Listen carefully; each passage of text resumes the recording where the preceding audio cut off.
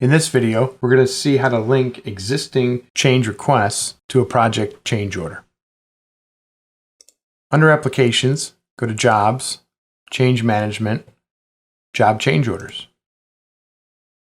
Pull up the change order in question, and we're looking to add them to this bottom one right here. So we'll go into Edit. And what you'll be able to do down here in the change order, now that we have our contract linked to it, we'll be able to come down to the change request section, and you'll be able to click Select over on the right. And this will show you all the available change requests for this project that have not been attached to a change order yet.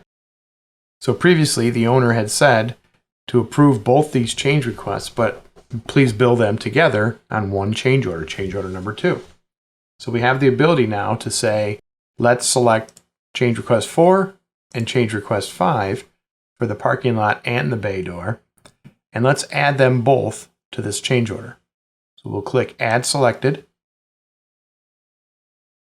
and now you'll notice the 2 change request items show up here in the detail of the change order screen, and also the total price and the total cost show up on top as well.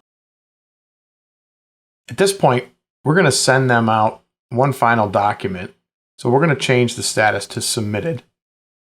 We're going to click Post, or we can click Print and Email first. In this scenario, I'm going to click Post.